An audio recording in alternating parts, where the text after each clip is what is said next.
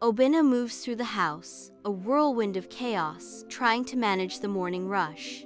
Chioma lies still lost in the world of TikTok, untouched by the morning's frenzy. Nkechi navigates a sea of chores, her arms laden with laundry and cleaning supplies. Obina's face reflects the tension of a man stretched to his breaking point. Obina stands in a simple room, his face etched with a mixture of hope and exasperation. Obina pleads, "Chioma, at least pack my lunch today?" Chioma sits at the kitchen table, admiring her freshly painted nails. A bowl of egusi soup sits nearby. Chioma glances at the bowl. "I just painted my nails. You want me to stain them with egusi?" Nkechi stands nervously in the unknown. Nkechi whispers, "I can do it, sir." Chioma waves her hand dismissively, a gesture of indifference. Obina shakes his head, frustration evident in his expression. Chioma reclines in a plush chair, her hands outstretched, surrendering to the pampering touch of a manicurist. Across from her, Miriam leans forward, her eyes sparkling with amusement. Chioma relaxes on the sofa, her anticipation building as she scrolls through her phone. She sighs, muttering to herself, "Aunty Ngozi is coming to stay for 2 weeks. I need a massage before the village stress arrives."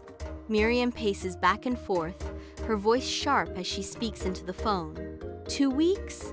That woman will try and turn you into Cinderella. Stand your ground, babe." Aunty Ngozi arrives at Obina's house in a cab, a vision of composed resolve.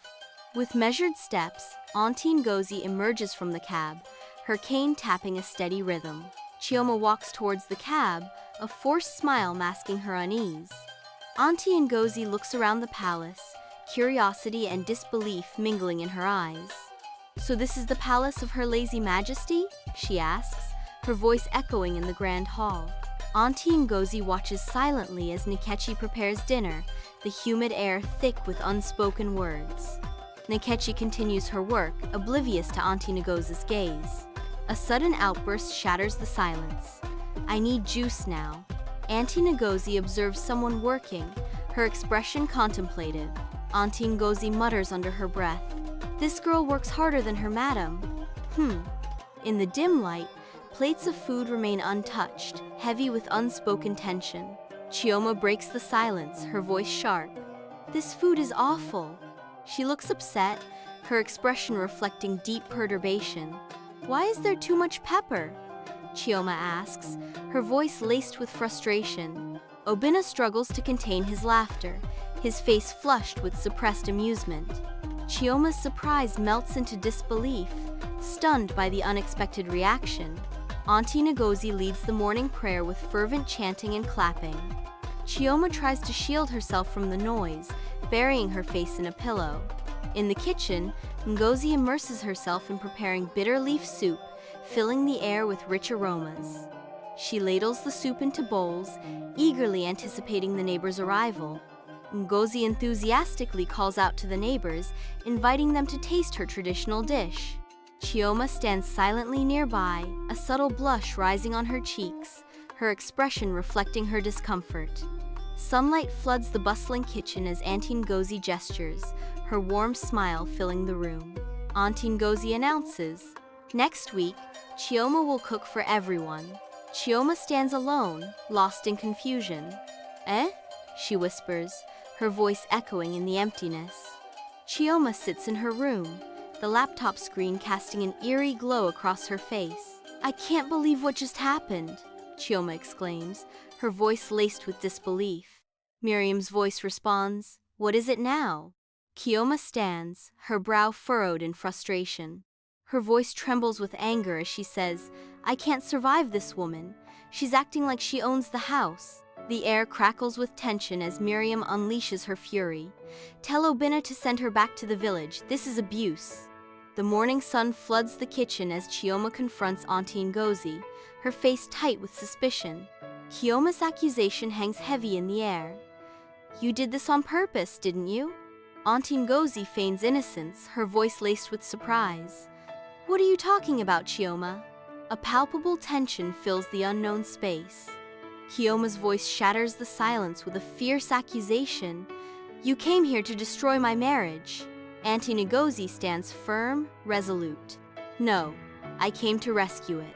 Obina enters the living room, finding Nkechi consumed by quiet sobs on the couch. Tears stream down Nkechi's face as she declares, "I quit." Her voice cracking, she continues, "I can't take it anymore. I'm overworked, and Chioma insults me every single day." Obina paces, frustration building with each step. Chioma watches, her calmness a stark contrast to Obina's unrest. Obina's voice rises with exasperation. "Chioma, this is the third maid in 1 year. Enough is enough." Chioma stands frozen, eyes wide with dawning comprehension. The harsh reality crashes down upon her, rendering her speechless. In the quiet of the late night, Chioma moves stealthily into the kitchen. The hum of the refrigerator is soon joined by the ominous smell of burning toast. Smoke billows, announcing a kitchen mishap with acrid intensity. Aunty Ngozi appears, her gesture offering a silent solution to the smoky chaos. They move with careful grace, avoiding eye contact, the gentle clinking of utensils the only sound. Obina's senses stir with the scent of breakfast. Chioma quietly enters. She sets a plate of food before him, her movements hesitant. Sunlight pierces through the window, each beam illuminating a world of dancing dust, while the air fills with the scent of fresh earth and life. Obina breathes deeply and declares, "It smells like growth." Chioma stands in her small kitchen, flour dusting her cheeks as she attempts to follow a cooking tutorial. She winces, struggling to chop an onion as Aunty Ngozi enters with a knowing smile. Aunty Ngozi offers, "Chioma dear, let Auntie show you the proper way to cut an onion. You'll be crying less and cooking more in no time." Chioma responds, "Auntie, I'm trying to follow this video, but it's not as easy as it looks." Aunty Ngozi reassures, "Videos are good, but a little bit of Ngozi's magic is what you truly need." Now, watch closely. Sunlight bathes Chioma's living room, where every item is perfectly placed, reflecting her meticulous care. She gently plumps the cushions on the sofa, creating an inviting haven of comfort and serenity. Chioma arranges fresh flowers in a vase, adding a touch of vibrant life to her immaculate home. Chioma, with a radiant smile, distributes food boxes at the local food bank. In the dim room, she sits at her desk, the laptop's glow illuminating her face as she types. She apologizes to Nkechi, her words laced with sincerity. A flicker of remorse crosses her face. An electronic transfer confirmation flashes on the screen, a digital olive branch extended. Sunlight bathes Chioma's apartment, infusing the air with promise as boxes of catering supplies hint at budding dreams. Chioma's kitchen. Town's talk. Miriam sips tea, her skepticism cutting through Chioma's enthusiasm. "Chioma, with all due respect, you make a mean joll of rice, but running a catering business? That's a whole different ballgame." Chioma counters with unwavering belief. "Exactly, and you're amazing with pastries. Well, be unstoppable." Miriam sighs, her reservations surfacing. "I don't know, Chioma.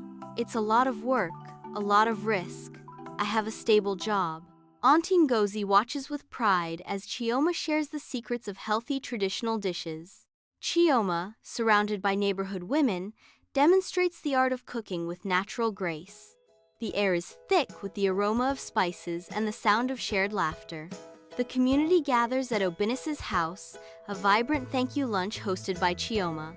Neighbors erupt in cheers as Chioma presents the jollof, a gesture of gratitude. Aunty Ngozi shares a knowing glance with Obina, her eyes twinkling mischievously. Even palm wine gets sweeter after fermentation. In the stillness of the night, Obina and Chioma lie together, hands clasped tightly. Their linked hands reflect the depth of their silent connection. Bathed in sunlight, Obina stands, ready to confront his wife. "I didn't marry a chef, I married a queen," he declares, "but queens must also learn to rule their homes." In the stark expanse of the unknown, Chioma stands, her confidence unwavering. Her voice echoes, "I ruled with selfies, now I rule with soup." Chioma and Obina laugh, a shared joy shining between them. They kiss, a tender moment sealing their renewed connection. Aunty Ngozi strides away from Obina's house. Chioma holds her close, her eyes reflecting deep gratitude. Against blinding light, Chioma stands in silhouette, her form outlined by the brightness. Her voice echoes in the vast space. You broke me to rebuild me. Sunlight pierces through the woven walls of Aunty Ngozi's hut, filling the room with dancing dust motes and a sense of serenity. A gentle fire crackles softly in the hearth, casting a warm glow on the humble surroundings.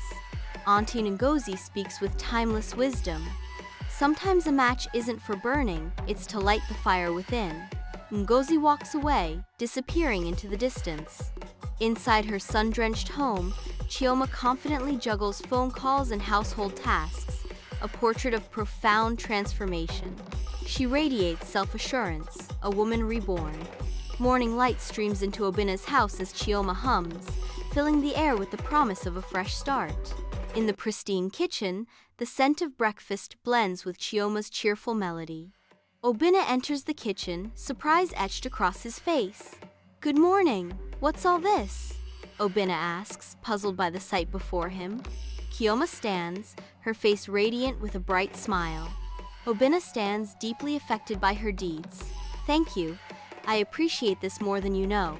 Chioma stands amidst the bustling market, her eyes searching the colorful displays of fresh produce.